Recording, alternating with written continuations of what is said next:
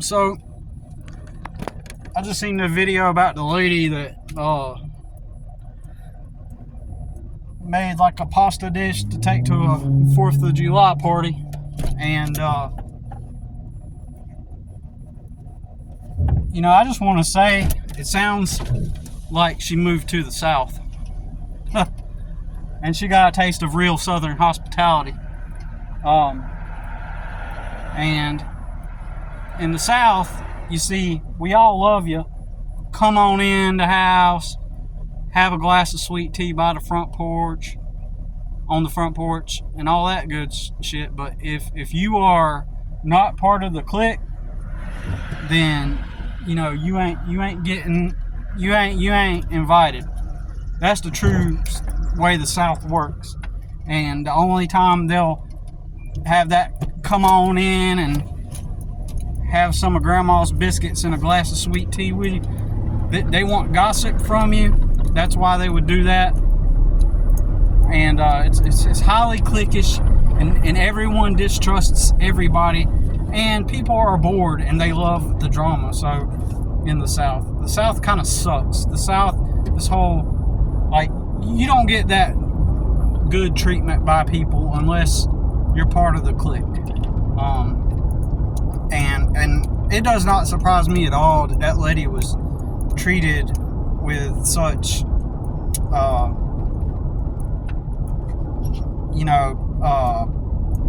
disrespect and with that kind of good old Southern reaction, you know, because that's highly expected in the South. So it doesn't surprise me at all. The lady that saw her at her house, I mean, if you don't know already, this woman moved like 1,000 miles from where she stayed, and apparently her best friend, to where her best friend lives, and so she joined her best friend to a cookout, you know, 4th of July get together, and the friend told the people that she was inviting a friend, but when she showed up to the house after making this salad, like, put her whole heart into it and wanted to make something creative and all that good stuff, the reaction from the Southerners is all they did was seen a stranger in their house. That's all it took for them to act the way typically they do in the South towards people. You know, if you don't fit in with them, they don't like you. All that Southern goodness, like that wholesome, oh, come on in the house, it's so fake. It's such a fake thing. Now, if you grew up in the area and you're part of the clique, and if you're from where I'm from, or let's just put it this way, you wear your state's college team, you got one of their stickers on the back of your truck, and, you know, around here it's Clemson or Gamecocks, you know, you wear one of them logos on your trucks, you have your Real Tree sticker in the back of your truck, and you love Jesus, and you smoke either Marlboros, Marlboro Lights, or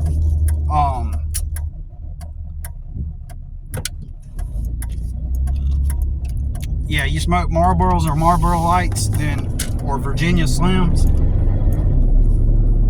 then you're in. As long as you have the appearance that you love Jesus and that you're one with everybody else. And you got to already be there. You know, you can't be an outsider.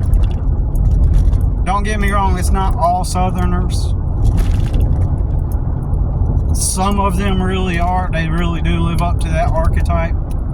But at the same time, the culture itself is just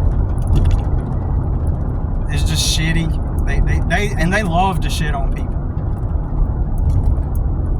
And they love to have those kind of reactions because they're bored.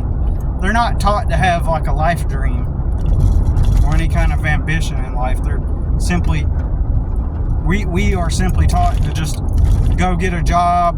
You're at the age where you get a job, so you go get the job, and then you get your mortgage, and then you got nothing to do because you're not taught how to have hobbies, have interests, have a dream to look forward to. So you just therefore you're bored. The parents don't teach the kids like how to have hobbies and interests and achieve goals. Instead, they just kind of have kids. The parents just kind of have kids, and then they say, "Yep, this is our family." They just kind of have kids, and then everything's about impressing everybody else. Well, I see you got the new Realtree sticker. It's about impressing everybody else. It's about this tribal mentality that's, at some degree, I comprehend having a tribal mentality, but at the same time, like, I don't know, you really get down to the lowest common denominator.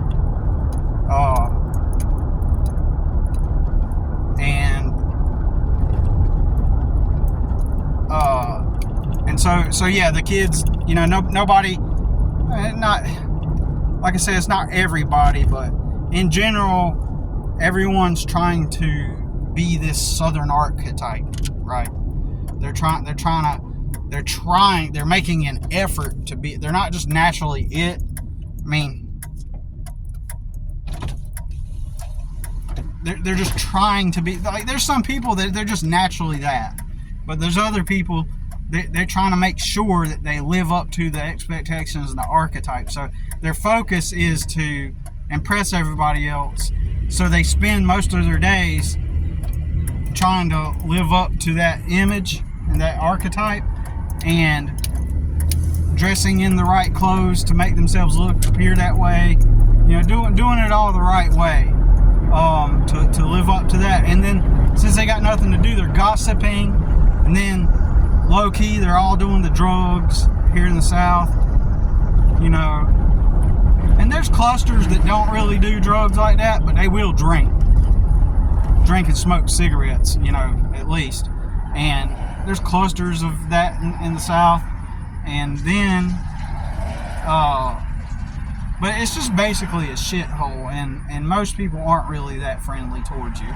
If you're a poor person trying to make your way up, like I have been, always wearing like faded, black t-shirts, and because I wear the same thing every day. I only thing I own t-shirt wise are black t-shirts, and what I do is I simply, whenever I need a t-shirt, I go to Hobby Lobby and I buy like 3 or 4 of them, and then I'll wear them until they wear out and they're sun faded, and then I'll buy a new batch. I'm not concerned about style. I'm not concerned about fitting in. I don't need a Clemson logo on my shirt, to make sure that everybody sees that it's my team. And it's like, it's so stupid. And so people are mean. People are mean in the South. People are, if I could give you the perfect example of how people actually act towards people in the South, it's that circumstance right there. Notice the lady, the homeowners, the people at the party already, they acted rude from the onset. I've been treated that way. I'm an outsider within my community. I've always have been. So I haven't adapted to my culture and I haven't adapted to my culture like that. And so the more and more mean people got, because I was always poor. I grew up poor as a teenager. I was poor, and just the way people treated me, just because as a teenager, something I had no control over that as a teenager. And then I get out into the real world and I work all these jobs just to trying to get out of poverty. But do people see it that way? Do they say, oh man, he's poor, I see him working really hard trying to get out of poverty? No, they don't treat you they don't go, oh wow, you know, that's they don't look at you and go, and that's commendable that you work hard to get out of poverty. Instead, they see the immediate optics. They see you pulling up in your old looking clothes and your old truck, and you're poor, and they just kind of gossip about you, and then they create rumors about you, and eventually you get pushed out to the fringes, to the edges of, and so you never fit in. And so, you know, I moved down to this city from Charlotte whenever I was a teenager. You know, I was 14 or 15, and I was expecting this city that I'm in right now. It's like a city that once upon a time was a small town, and probably it may have still been a small town in the mid 90s whenever I moved here. At least I thought it was a small town, but currently it's a city, but it has a lot of small town undertones and overtones. It's like got a small town element with that low hum energy type of you know, that quality to it, where, you know, it's funny, that country song, everybody loves it, knows everybody, everybody calls you friend, you don't need an invitation, kick off your boots, come on in. That's bullshit as fuck. That's a perfect example of why that's bullshit as fuck. That song, they try to have that ideal. That song is a perfect example of that ideal that they tout and proclaim that they have. But in reality, you show up at a party, they're just going to react negatively like they did to that woman. It's that energy is so familiar with me. So when the other woman goes on there to defend herself as to why she threw the lady out, like, it's like, no, you're bored, and you saw a stranger, and that's the way you motherfuckers treat strangers. A lot of you, tons of Southerners are really like that. I mean, I don't even know what 45% of Southerners tend to act that way at some level, to some extent or something, right? It's just so, man, I feel bad for that lady, because I know what that energy is like. So whenever I was a kid and I moved down, I moved down to this city thinking it was going to be a bunch of people that go to church and love Jesus, and they really were the embodiment of, come on in the house, how's it going? Oh, hello, stranger, kick off. You don't need an invitation, come on in. I used to idealize that and think that moving to this city was going to be like that, because I lived up in Charlotte, and the school I went to was already, you know, even in the early 90s, was like some kids brought a gun to school at one point, and, you know, it's just, I was quickly disappointed and had to learn that my idealistic expectations were not reality. And I quickly learned to not like Southern culture for what I had to, you know, experience. And it's okay if you have the optics. Like if you got nice looking clothes and everything's surface level. If you got nice looking clothes and you pull up in your big truck and got your Realtree sticker and you're wearing your Carhartt coat and a pack of cigarettes, then you're good. You know what I mean? Or you're wearing a camouflage jacket or whatever, you know, just anything that the Southern industry brands have. See, that's an archetype created by brands.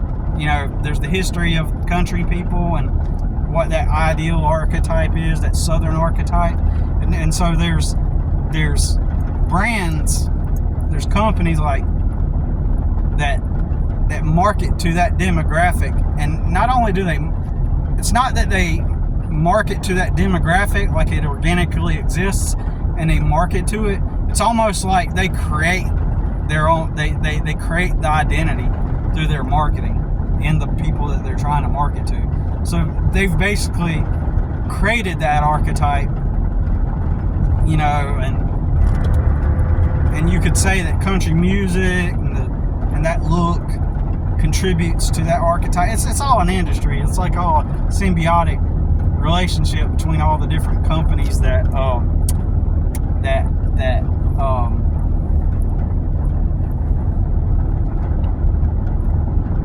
cater and market to that identity. So it's like a false identity to some extent. And I've met some legit, genuine, real country people and real Southern people, right? I've met some real legitimately and nice people. But usually they've always rejected me and they think I'm weird. And you know, like I said, I was about to say, at an early age, I quit. I immediately stopped wanting to be part of like Southern small town culture. I seen how rude they acted, you know, when I got down to the town I lived in school. Everything was about flexing on each other. And then, you know, you party when you're young, and then you settle down and you find a wife or a husband, and you have some kids, and you listen to some country music, and then eventually, you know, you might drink a little more, and then eventually you turn your heart back to Jesus. It's all the same repeat cycle over and over again. So yeah, the less and less, you know, but I come from the part of the society, of the culture where everybody's like trailer park. You know, everybody, don't get me wrong, there's some good people that came out of the trailer park, but that culture itself breeded, you know, dudes that want to act thug and gangster, and so you had that in the South. There's that element where everybody's trying to act gangster and impress each other through that means. So I didn't fit in with that, and I didn't want to either. Listen to some Eminem. They come from like the Jelly Roll type, where the culture that Jelly Roll came from,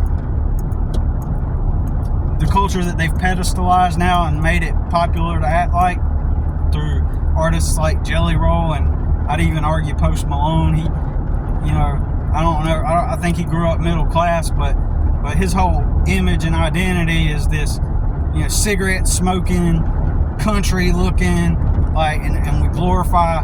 Isn't it crazy how we just fucking glorify cigarette smoking? And that's nobody will say it, but that's fucked. That's kind of stupid, you know. But there's nothing about those cultures to glorify, except everybody. You look in the comments, like Jelly Roll talking about his party days. Everybody's like, "Oh yeah, I remember back in those days when we used to do all those drugs and do all that too." And that's what makes him so relatable to everybody. It's I know that people aren't gonna like me for saying all this shit, but it's just true. There's nothing great about it. Even the irony is it's celebrated, yet at the same time, those people like Jelly Roll, they don't want to be involved in it anymore. They don't want to be part of it. You know, now, don't get me wrong, I bet you if somebody struck up a conversation with Jelly Roll, that came from a similar environment, they'd reminisce and laugh and joke, and oh yeah, those are the things that brought us together, you know. And so there's sort of this low-key glorification of it either way, even though Jelly Roll transcended that life and lifestyle. People like that will also cherish and pedestalize that lifestyle, because it's the thing that got him popular, because it's the thing everybody relates with. So he appeals to that demographic, And then once he becomes famous through that, then all of that, seeps into the mainstream, and suddenly everybody in the mainstream is, they're pedestalizing how the environment I grew up in, as if there's something great about it. It's weird. It's like, same thing with Eminem. Like, I came from a trailer park, and I would see these dudes acting like they're gangster and thugs and stuff like that, and they were nothing but pieces of shit. And then the mainstream decides to pedestalize my culture and how I grew up, which is a shitty culture. It really is. Because everybody's sitting around, they don't have nothing to do, they're not taught to have hobbies, they're not formally taught, to have a dream, and so everybody just sits around and does drugs. Again, everybody parties, does drugs, smoke, drink. And because they never made plans to do anything, then they go work for the men that started businesses. They go work for the men that started businesses and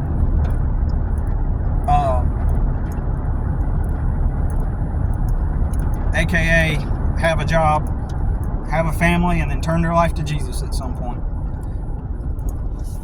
And then that's why everybody loves those songs about, those codependent songs about, need somebody to save me. That's why everybody relates with that kind of bullshit. It's so stupid.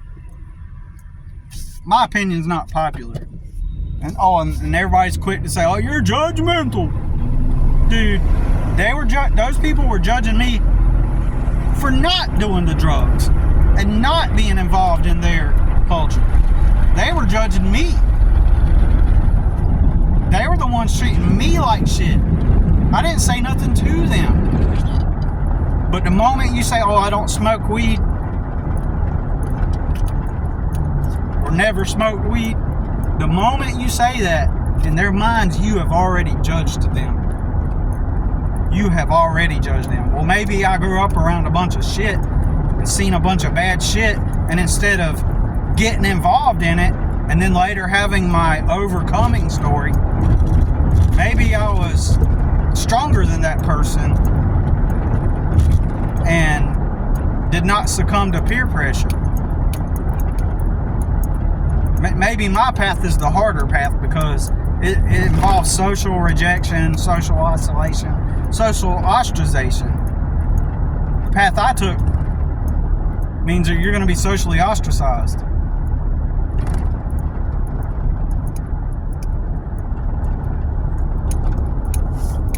Which means you don't have connections to resources and community because you didn't participate in it. So maybe I took the harder path. Oh no, you didn't take the harder path because they did the drugs. And it's hard to get off drugs, so you took the easy path. No, I disagree. I honestly think that by not doing the drugs, you take the harder path because